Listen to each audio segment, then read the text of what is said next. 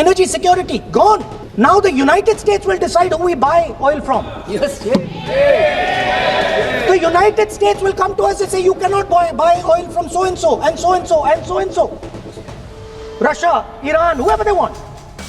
They will decide. Our Prime Minister will not decide. Please understand, and they will monitor. They will keep a watch, meaning they will look, and if India buys oil. வணக்கம்.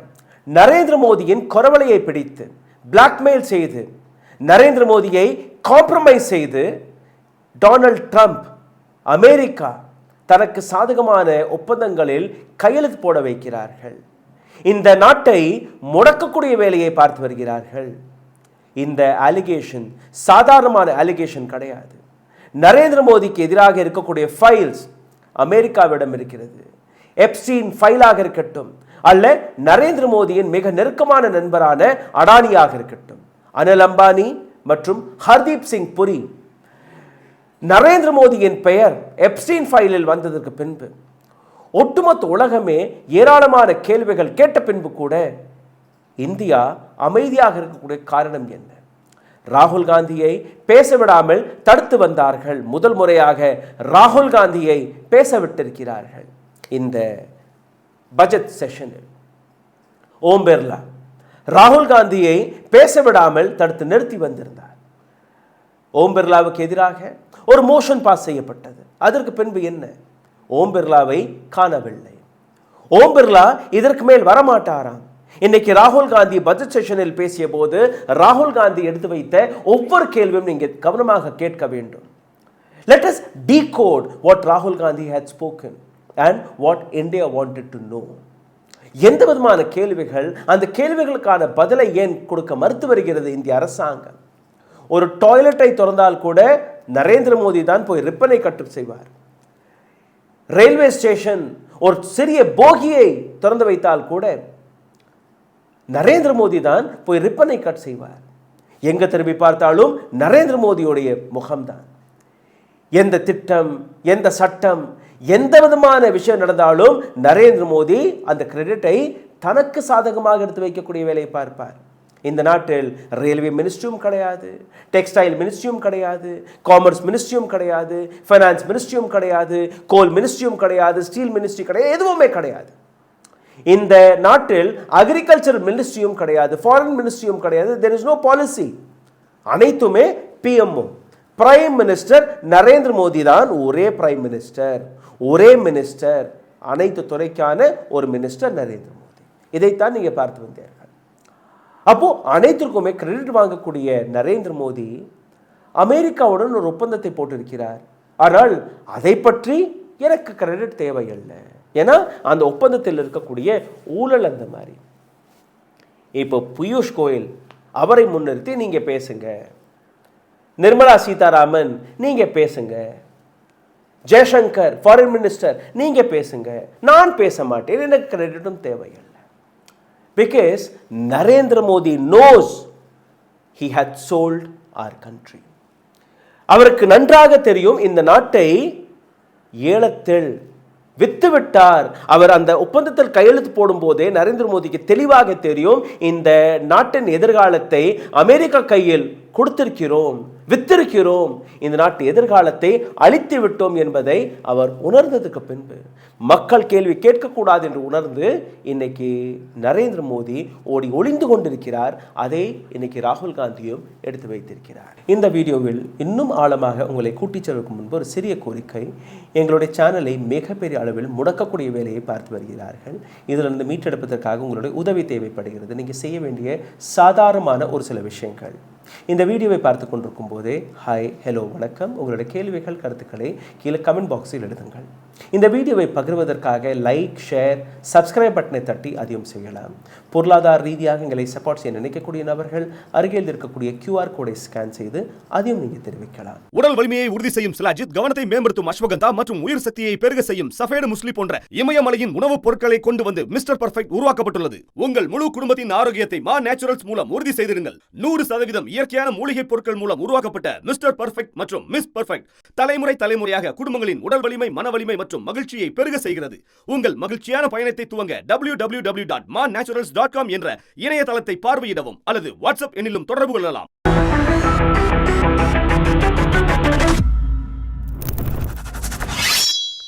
Epstein ஃபைலை பற்றி மிக ஆழமான 2 வீடியோக்கள் 3 வீடியோக்களை நான் போட்டிருக்கிறேன். நரேந்திர மோடி எதற்காக ஒளிந்திருக்கிறார், நரேந்திர மோடியின் குரவலையை யார் பிடித்திருக்கிறார் என்கிற அனைத்து விஷயத்தையுமே நாங்கள் உங்களுக்கு எடுத்து காட்டியிருக்கிறோம். ஆனால் இன்னைக்கு ராகுல் காந்தி எதை பற்றி பேசினார், தொடக்கம் என்ன, அனைத்தையுமே ஒவ்வொன்றாக பாருங்கள். ராகுல் காந்தியுடைய இந்த முதல் வீடியோவை கேளுங்கள், இதை டீகோட் செய்யலாம். Energy security gone. Now the United States will decide who we buy oil from. Yes. The United States will come to us and say, you cannot buy oil from so and so and so and so and so and so. Russia, Iran, whoever they want, they will decide. Our Prime Minister will not decide. Please understand, and they will monitor. They will keep a watch, meaning they will look. And if India buys oil from anyone they do not want, they will punish us. And they will take our tariffs right back to 50%. Energy security is gone. இந்த நாட்டின் energy security, எந்த நாட்டிட்ட இருந்து நாம் கச்சா எண்ணெயை வாங்கக்கூடாது. நம் நாட்டு பிரைம் மினிஸ்டர் இந்த நாட்டில் இருக்கக்கூடிய ஆயில் பையிங் அந்த கெப்பாசிட்டியை, அந்த அதிகாரத்தை அமெரிக்கா கையில் எழுதி கொடுத்து விட்டார்.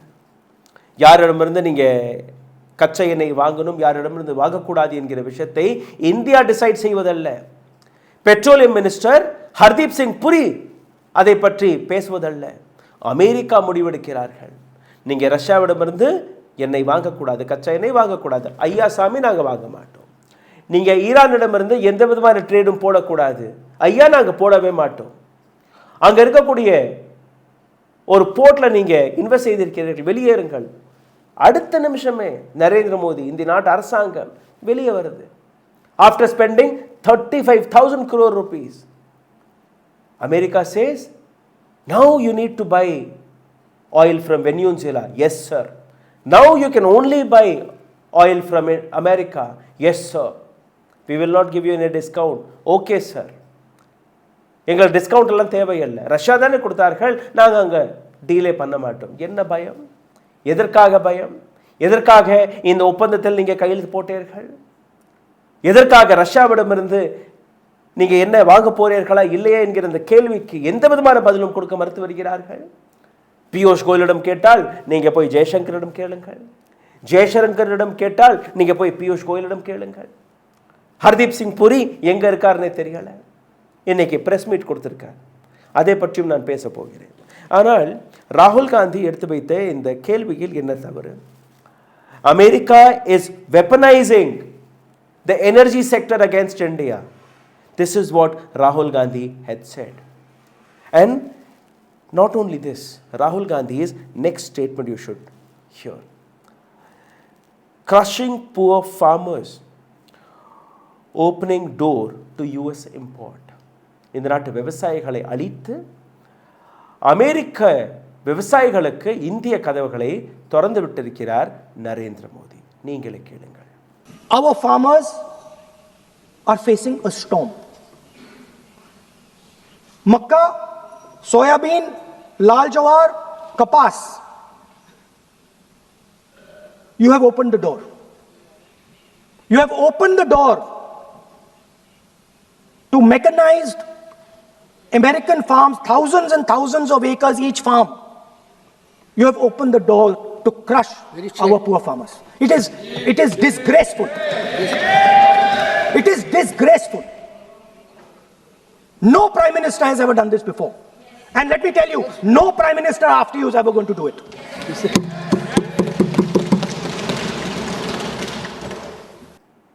You have opened the door for American farmers. ஆயிரக்கணக்கான மெஷனைஸ்ட் அமெரிக்கன் ஃபார்ம் அங்க இருக்கக்கூடிய பொருட்கள் இந்திய சந்தைக்கு வரப்போகிறது. சோயாபீன்ல இருந்து அங்க விளைந்த பொருட்கள்ல இருந்து கார்ன் அனைத்துமே இந்தியாவிற்கு வரப்போகிறது. நீங்க கொடுக்கக்கூடிய எம்எஸ்பி விலையை விட பாதி விலைக்கு கொண்டு வந்து திணிப்பார்கள் இந்திய சந்தைகளில். இந்திய விவசாயி எங்க போவார்? ஏற்கனவே இந்திய விவசாயிகளை நீங்க நசுக்கி கொன்று வந்தீர்கள். இப்போ அமெரிக்க விவசாயிகள் அவர்கள் இந்திய விவசாயிகளை நெருக்கக்கூடிய வேலையை பார்ப்பார்கள். You have sold India. Shame on selling Mother Bharat. Bharat மாதாவை நீங்க வித்ததற்காக வெட்கப்படவில்லையா என்கிற அந்த வார்த்தை, இந்த நாட்டு விவசாயிகளை எந்த அளவில் கொன்று விட்டார்கள் என்கிற அந்த வார்த்தை, எந்த விதமான பதிலும் அங்கு கிடையாது. ராகுல் காந்தி பேசிய அடுத்த உரை, you have sold India, you have sold Bharat மாதா. கேளுங்கள். That you have sold India. Are you not ashamed of selling India? Yes. Do you have no shame of selling India? You have sold our mother, Bharat Mata. Do you have no shame? இந்த நாட்டை வித்துவிட்டீர்கள், உங்களுக்கு வெட்கமாக இல்லை, கேவலமாக இல்லை? உங்களுடைய குரவலையை பிடிக்கும் போது, உங்களுடைய கழுத்தை நெரிக்கும் போது அதற்கு பின்னாடி இருக்கக்கூடிய பயம் என்ன? எதற்காக இந்த ஒப்பந்தத்தில் கையெழுத்து போட்டீர்கள்? இந்த நாட்டு விவசாயிகள் அவர்களை எதற்கு வித்தீர்கள்? இந்த நாட்டு மண்ணை எதற்கு வித்தீர்கள்? தொட்டதற்கெல்லாம் பாரத் மாதா கி ஜெய், பாரத் மாதா கி ஜெய் என்று கூறக்கூடிய பிஜேபியினர்களை பார்த்து, நரேந்திர மோடியை பார்த்து இந்த கேள்வி கேட்கப்பட்டது. விவசாயம் இந்த நாட்டின் உயிர் மூச்சு. 70% மக்கள் இன்னைக்கும் டைரக்ட் இன்டைரக்ட் வழியாக அந்த விவசாயத்தை நாடி இருக்கும் போது அமெரிக்க விவசாயிகளுக்கு லாபம் சேரும்படி எதற்காக இந்த கையெழுத்தை போட்டீர்கள் என்கிற அந்த கேள்வியை ராகுல் காந்தி மட்டுமல்ல ஒட்டுமொத்த இந்தியாவை இன்னைக்கு கேட்டுக்கொண்டிருக்கிறது. ஆனால் எதற்கான பதிலும் கிடையாது.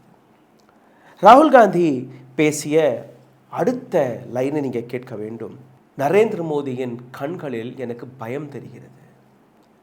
சிக்கிவிட்டோமே, குரவலையை பிடித்து விட்டார்களே, அந்த பயம் தெரிகிறது. கேளுங்கள். He has sold India because they are choking him. They've got a grip on his neck. Speaker साहब, मैंने बोला जब चोक लगाते हैं दूसरे व्यक्ति की आंख में देखते हो तो डर दिखता है सर, पीएम की आंख में डर दिखता है, दिख रहा है सर, सर आंख में आंख नहीं मिला पाते हैं. ராகுல் காந்தி பேசிய வார்த்தை, நரேந்திர மோடியை எனக்கு நன்றாக தெரியும். நரேந்திர மோடி ஒரு சாதாரணமான நபர் கிடையாது. நரேந்திர மோடி இந்தியாவை வித்திருக்க மாட்டார். நரேந்திர மோடி சிக்கலில் சிக்கவில்லை என்றால், நரேந்திர மோடி மீது மிகப்பெரிய பிரஷர் வரவில்லை என்றால் நரேந்திர மோடி கையெழுத்து போட்டிருக்க மாட்டார். அப்போ எந்த விதமான சிக்கலில் நீங்க சிக்கியிருக்கிறீர்கள்? எந்த விதமான பிரஷர் உங்கள் மீது வந்தது? விசிபிளாக தெரியக்கூடிய விஷயம், நரேந்திர மோடி அவருடைய கண்களில் பயம் தெரிகிறது. பிடிபட்டு போனோமே என்கிற அந்த பயம் தெரிகிறது. அமெரிக்கா கையில் இன்னும் எத்தனை ஃபைல்ஸ்கள் இருக்கு? எப்ஸ்டீன் ஃபைலில் வெறும் 35 லட்சம் ஃபைல்ஸ்கள் தான் வெளிவந்திருக்கிறது. இன்னும் 30 லட்சம் ஃபைல்ஸ்கள் வெளிவராமல் இருக்கிறது. இன்னும் எத்தனை பூதங்களை அமெரிக்கா கிளப்ப போகிறது? இன்னைக்கும் டொனால்ட் ட்ரம்ப் இந்தியாவை நண்பர் நாடாக பார்க்கவில்லை. டொனால்ட் ட்ரம்ப் நரேந்திர மோடியை நண்பராக பார்க்கவில்லை. சமீபத்தில் ஒரு வீடியோவை வெளிவிட்டிருந்தார். I don't want to spoil Narendra Modi's political career. Narendra மோடியின் அரசியல் வாழ்க்கையை நான் அழிக்க விரும்பவில்லை என்று. நீங்களே கேளுங்கள். What did Donald Trump said? Modi is a great man. That he loves Trump. Now, I don't know if the word love, I don't want you to take that any different. I don't want to destroy his political career, okay? ராகுல் Gandhi Epstein ஃபைலை பற்றி என்ன பேசினார்? அந்த வார்த்தை எடுத்த உடனேயே ஜெகதீம்பகா பால், the speaker, இதை பற்றியெல்லாம் நீங்கள் பேசக்கூடாது, இதை பற்றியெல்லாம் நீங்கள் பேசக்கூடாது, because the entire government is threatened by this name, Epstein file. ராகுல் காந்தி எப்ஸ்டீன் ஃபைலை பற்றி என்ன பேசினார்? பாருங்கள், கேளுங்கள். एक sir Epstein case sir 3 million files are still locked up. उसका इस विषय से कोई संबंध नहीं, मैं क्यों बोल I want to understand. I will not allow you. आप कौन होते हैं? आप बैठिए, आप बैठिए। नहीं देखिए, आप लगातार आपको 25 मिनट हो गया, किसी ने डिस्टर्ब नहीं किया। Okay, speaker sir, वो Epstein की बात नहीं कर रहा। Not related with the Okay sir, I won't say Epstein. I will not allow that will I'm not saying Epstein. இன்னும் 3 மில்லியன் ஃபைல், அதாவது இன்னும் 30 லட்சம் ஃபைல்ஸ்கள் இருக்கு. இதில் எத்தனை ஃபைல்ஸ்கள்? நரேந்திர மோடியோடைய ஃபைல்ஸ், அடானியோடைய ஃபைல்ஸ், அனில் அம்பானியோடைய ஃபைல், ஹர்தீப் சிங் புரியோடைய ஃபைல் வெளிவரப்போகிறது. இந்த ஃபைல்ஸ்களை பார்த்து தான் நரேந்திர மோடி பயப்படுகிறாரா, அல்ல இந்த ஃபைல்ஸ்களை வெளிவிட்டு விடுவோம் என்கிற அந்த மிரட்டலை கொடுத்து தான் டொனால்ட் ட்ரம்ப் தனக்கு சாதகமாக ஒப்பந்தங்களை போட்டு வருகிறாரா? இந்த ஃபைல்ஸ்களை பார்த்து தான் நரேந்திர மோடி பயந்து போய் எந்த விதமான பதிலும் கொடுக்க மறுத்து வருகிறாரா?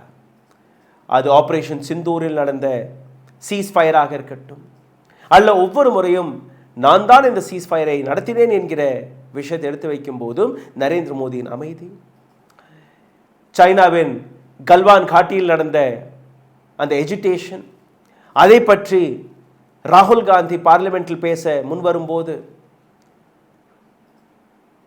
நர்வானே அவர்கள் எழுதிய அந்த புத்தகத்தை பற்றி பேச வரும்போது அவரை தடுத்து நிறுத்தியதற்கான காரணம் அதுவா, அல்ல இவர்கள் சிக்கி இருக்கக்கூடிய எப்ஸ்டீன் ஃபைலா? இதெல்லாம் கேள்விகள் தான். இந்த கேள்விகளுக்கு அரசாங்கம் தான் பதில் கொடுக்க வேண்டும், நரேந்திர மோடி தான் பதில் கொடுக்க வேண்டும். எந்த விதமான டிஸ்கஷனும் இல்லாமல் இரவோடு இரவாக எதற்காக இந்தியா அமெரிக்கா ட்ரேட் டீலில் நீங்கள் கையெழுத்து போட்டீர்கள்? இன்னொரு விஷயம் நடந்திருக்கிறது. நேற்று பாங்களாதேஷுடன் நேற்று இதே டொனால்ட் ட்ரம்ப் ஒரு ஒப்பந்தத்தை போட்டிருக்கிறார்.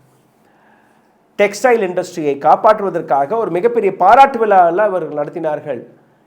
இந்த ஒப்பந்தத்தில் கையெழுத்து போட்டு 8 நாட்கள் தான் ஆகியிருக்கிறது. 8வது நாள் டொனால்ட் ட்ரம்ப் உடைய யூட்டர்னை நீங்க பாருங்கள். எந்த விதமான யூட்டர்ன்? அமெரிக்க மில்களிலிருந்து வெளிவரக்கூடிய காட்டன், பருத்தி, அந்த ஃபேப்ரிக்கை வைத்து பங்களாதேஷில் நீங்கள் துணிகளை தயாரித்தீர்கள்னா உங்கள் மீது 0 டேரிஃப். மற்ற இடங்களிலிருந்து நீங்கள் துணிகளை வாங்கி துணிகளை தயாரித்து கொடுத்தீர்கள்னா உங்கள் மீது 20%, 18% டேரிஃப். பங்களாதேஷ் இந்தியாவிலிருந்து காட்டனை வாங்கி வந்தது. இதற்கு மேல் இந்தியாவிலிருந்து வாங்குவார்களா? அமெரிக்கா கிட்ட தான் வாங்குவார்கள். பிகாஸ் அங்கே 0% டேரிஃப். அமெரிக்கா பொருட்கள், அமெரிக்காவிலிருந்து வரக்கூடிய ரா மெட்டீரியல்லேருந்து நீங்கள் பொருட்களை தயாரித்து அமெரிக்காவிற்கு அனுப்பினீர்கள்னா 0% டேரிஃப். இந்தியாவில் இருக்கக்கூடிய காட்டன் பிஸ்னஸ், இந்தியாவில் இருக்கக்கூடிய வியாபாரிகள்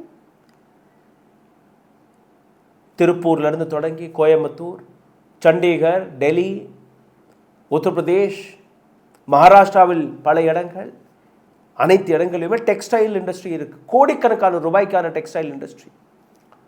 MK ஸ்டாலின் அவர்கள் ஒரு சில நாட்களுக்கு முன்பு இதே பிரைம் மினிஸ்டர் மோடிக்கு எழுதிய கடிதம், வெறும் திருப்பூரில் மட்டுமே ஒரு நாளைக்கு 65 கோடி ரூபாய் நஷ்டம் அடைகிறார்கள். 65 crore. ஒரு வருடத்திற்கு வெறும் திருப்பூர்ல இருந்து மட்டுமே 24,000 கோடி ரூபாய்க்கான நஷ்டம் ஏற்பட இருக்கிறது. இப்போ டொனால்ட் ட்ரம்ப் உடைய இந்த புதிய திட்டம் இதை எத்தனை லட்சம் கோடி ரூபாயாக மாற்றப் போகிறது என்று நீங்க சிந்தித்து பாருங்கள். அப்போ இந்தியாவில் இருக்கக்கூடிய ஒட்டுமொத்த டெக்ஸ்டைல் இண்டஸ்ட்ரியை படுக்க போகிறது. இதை பற்றி நரேந்திர மோடி பேசவில்லை. ஒரு டாய்லெட்டின் ரிப்பனை கட் செய்வதற்காக கூட முன்வரக்கூடிய நரேந்திர மோடி இப்போ எதற்காக வெளிவரவில்லை என்று உங்களுக்கு புரிகிறதா? இந்தியன் வியாபாரிகள் அதே 18% டாரிஃபை செலுத்த வேண்டும். There is no relief. And this is what Rahul Gandhi had spoken there. Now, Rahul Gandhi had touched a very, very important point. Epstein file சம்பந்தப்பட்ட ஒரு important point. அடானியுடைய பெயரை எழுப்பிய உடனே, அடானி என்கிற இந்த வார்த்தையை வைத்துதான் நரேந்திர மோடியின் கொரவலையை டொனால்ட் ட்ரம்ப் பிடித்திருக்கிறார் என்கிற அந்த கேள்வியை கேட்ட உடனேயே ஒட்டுமொத்த பிஜேபி ஒரே மூச்சில் கூச்சல் போட தொடங்கியது. சபையில் இருக்கக்கூடிய ஸ்பீக்கர் ராகுல் காந்தியை இதை பற்றி பேசக்கூடாது, Adani is not a member of parliament என்று கூறிய அடுத்த நிமிஷம் ராகுல் காந்தி என்ன கூறினார் அதை நீங்க கேட்டுவிடுங்கள். और आप इस तरीके से आरोप नहीं लगा सकते सरकार पर. Sir,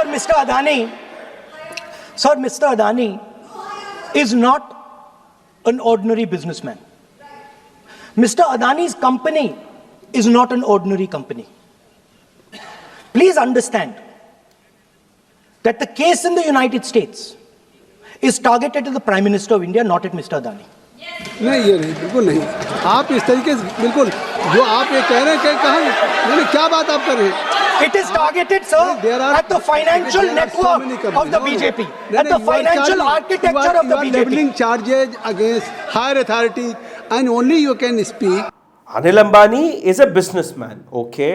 If Anil Ambani is a businessman, then what about Hardeep Singh Puri? What about Hardeep Singh Puri? Who is Hardeep Singh Puri? ராகுல் காந்தி எப்ஸ்டீன் ஃபைலை பற்றி பேசிய போது ஒட்டுமொத்த சபையில் இருக்கக்கூடிய பிஜேபியினர்கள், சபை சீஃப் அனைவருமே அவரை தடுத்து நிறுத்தினார்கள். இஃப் அனில் அம்பானியுடைய பெயர் எப்ஸ்டீன் ஃபைலில் வந்ததுக்கு பின்பு அனில் அம்பானி மீது இருக்கக்கூடிய ஏராளமான பிரச்சனைகள், கேள்விகள், ஏன் அனில் அம்பானி இதுவரை சிறைக்கு செல்லவில்லை? காரணம், அனில் அம்பானியுடைய பெயர் எப்ஸ்டீன் ஃபைலில் இருக்கிறது.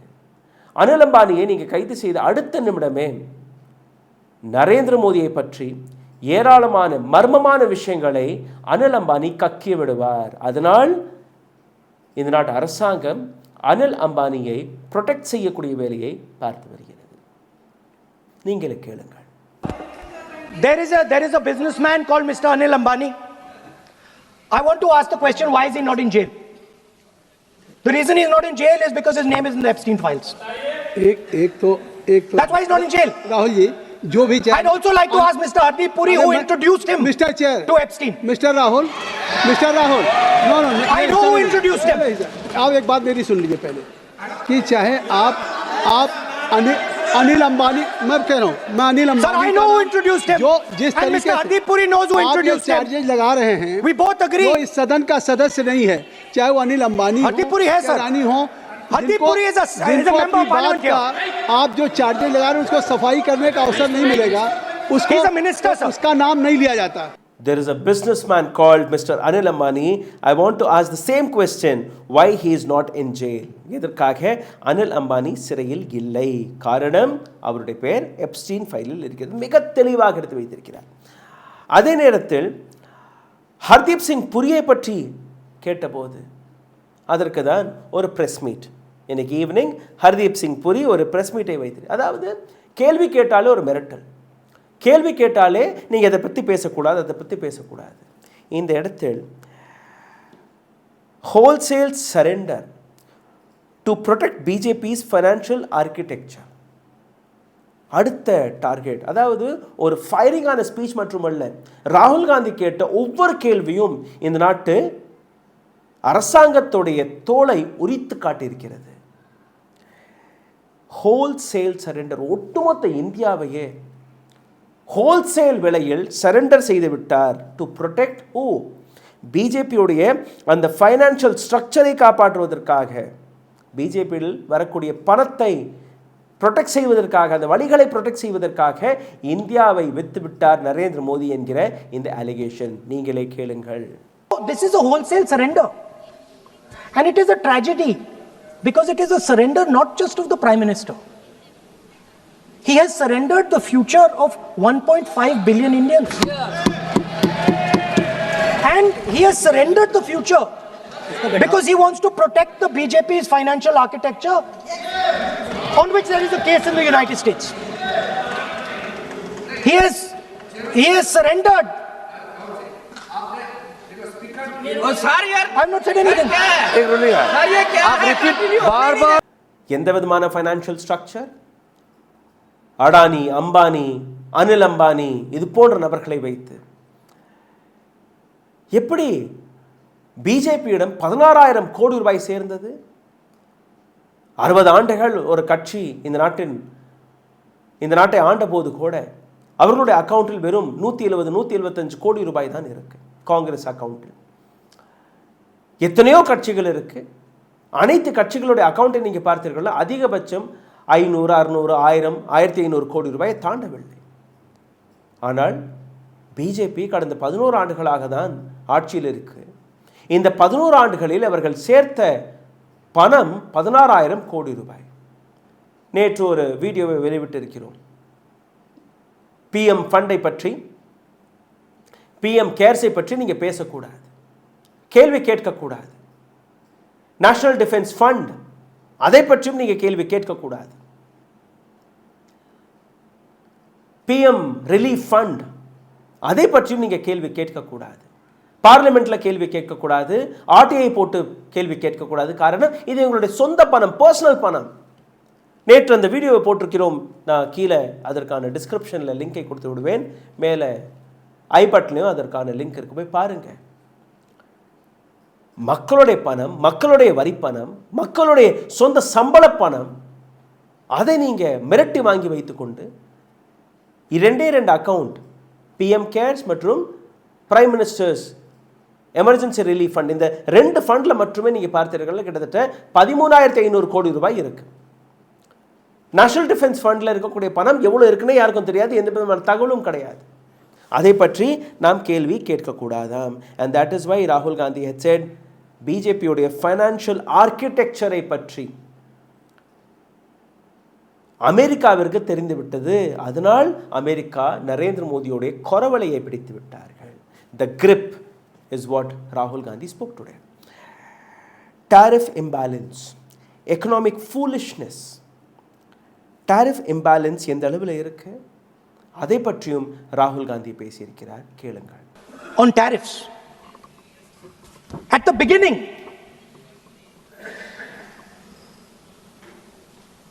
$3% was the average. 3% was the average. It has now gone up to 18%. A 6% increase. 6x increase.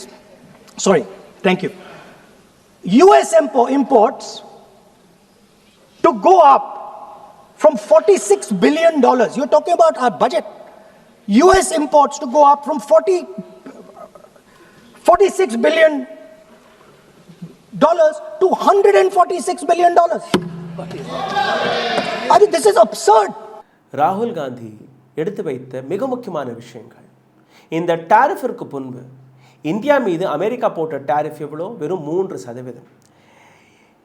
Narendra மோடியின் இந்த மிகப்பெரிய சாகசத்திற்கு பின்பு இன்னைக்கு அமெரிக்கா இந்தியா மீது போடக்கூடிய டாரிஃப் 18%. அதாவது 3% கிளம்பி 18%.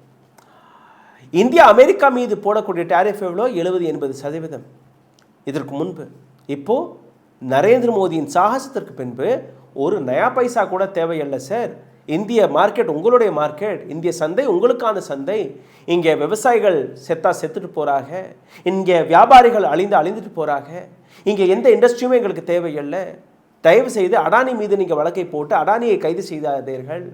அடானி வேணா அமெரிக்கா வந்து பிஸ்னஸ் பார்த்து கொள்ளட்டும், அம்பானி வேணா அமெரிக்காவில் வந்து பிஸ்னஸை பார்த்து கொள்ளட்டும், அவர்கள் பொழைத்துக் கொள்வார்கள். இங்கே இருக்கக்கூடிய மக்களை நீங்கள் அழிங்க, கொள்ளுங்க, நசுங்க, எதை வேணாலும் செய்யுங்க, எங்களுக்கு கவலை இல்லை. எங்களுடைய ஃபைனான்ஷியல் ஸ்ட்ரக்சரை நீங்கள் கை வைக்கக்கூடாது, என்னுடைய ஒரு சில நண்பர்களை நீங்கள் கை வைக்கக்கூடாது. Is this how the trade happens? Is this how a trade deal happens? There is no answer. ராகுல் காந்தி நான் ஏற்கனவே கூறிய அதே பங்களாதேஷை பற்றி பேசியிருந்தார். என்ன பேசினார் அதை நீங்கள் கேட்டுருங்க. ஏற்கனவே நான் விளக்கத்தை கொடுத்துட்டேன். So I'm not cone repeat it, but you should listen to what Rahul Gandhi had spoken. ராகுல் காந்தி உரையை முடிக்கும் போது அந்த கடைசி ஒரு நிமிடத்தில் பேசிய வார்த்தை, the nation has been sold out. இந்தியாவை விற்றுவிட்டார்கள். its data has been sold out. இந்த நாட்டு மக்களுடைய டேட்டாக்களையும் விற்றுவிட்டார்கள். its farmers has been sold out. இந்த நாட்டு விவசாயிகளையும் விற்றுவிட்டார்கள். அவர் energy security has been sold out. இந்த நாட்டு எனர்ஜி செக்யூரிட்டியும் விற்கப்பட்டது. Thank you so much speaker sir. கேளுங்கள். And the nation has been sold. The nation has been sold out. Its data has been sold. Its farmers have been sold. Already you have said. I think so. Can I conclude? Sir, conclude. Sir, its farmers have been sold. In a turbulent world, all its software engineers have been sold out. Its small and medium businesses have been sold out.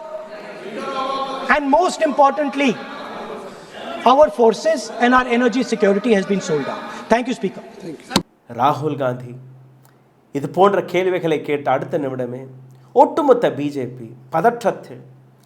Kiran Rijiju ராகுல் காந்திக்கு எதிராக ஒரு மோஷனை கொண்டு வருவதற்கான முயற்சி எடுத்து விட்டாராம். அதாவது இதற்கு மேல் ராகுல் காந்தி பார்லிமெண்டில் பேசக்கூடாது. ராகுல் காந்திக்கு எதிராக இம்பீச்மெண்ட் மோஷன். ராகுல் காந்தி அவர் எழுப்பக்கூடிய கேள்விகள் தவறானது.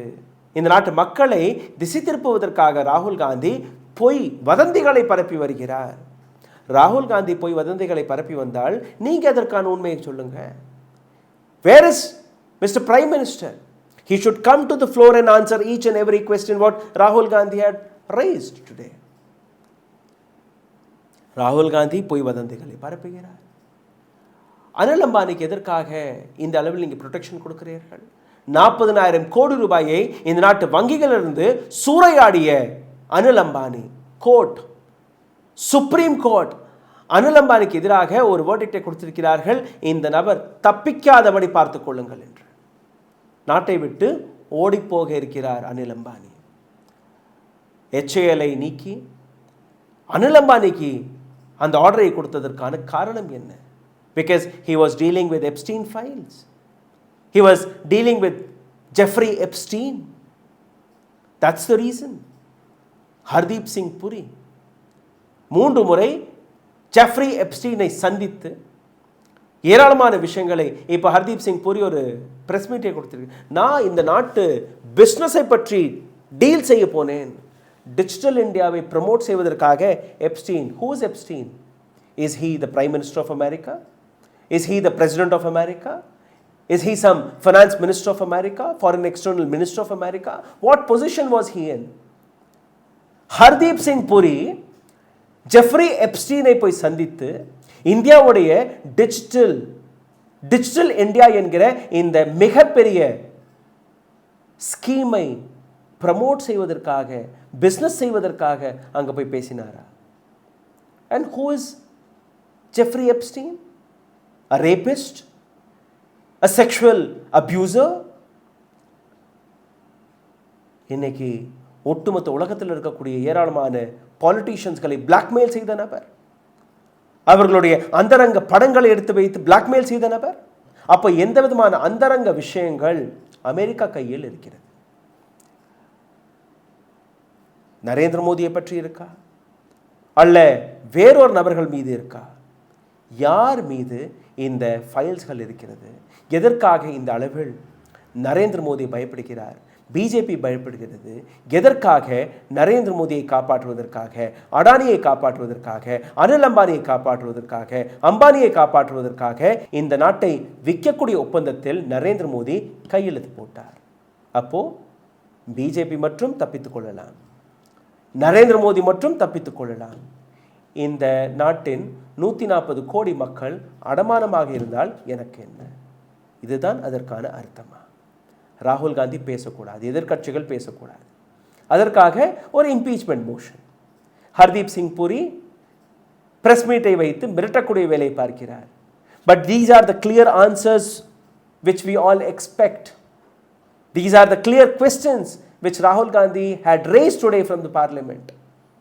And we all journalists have been asking the same question. Who will answer all these? சிந்தித்து பாருங்கள். இந்த வீடியோ உங்களுக்கு பிடித்திருந்தால் இதை பகிருங்கள். உங்களுடைய கேள்விகளை, கருத்துக்களை கீழே கமெண்ட் பாக்ஸில் எழுதுங்கள். இந்த வீடியோவை பகிர்வதற்காக நீங்கள் செய்ய வேண்டிய சாதாரணமான விஷயம் லைக், ஷேர், சப்ஸ்கிரைப் பட்டனை தட்டி இந்த வீடியோவை பல லட்சம் நபர்களிடம் கொண்டு போய் சேருங்கள். அருகில் இருக்கக்கூடிய QR கோடை ஸ்கேன் செய்து உங்களால் முடிந்த உதவியை தெரிவிக்கலாம். நன்றி, வணக்கம். ஊடகம் கார்ப்பரேட் அரசியல்வாதிகளின் கைப்பாவையாக அடிமைகளாக இருந்தது போதும். இனி சாட்டை எடுத்து சுழற்றும் நேரம் வந்துவிட்டது. ஊடகம் பொதுமக்களாகிய உங்களுக்காக உங்களாலேயே இயக்கப்பட வேண்டும். ஊடக சுதந்திரத்திற்காக உங்களின் பங்களிப்பை இன்றே அளித்திடுங்கள்.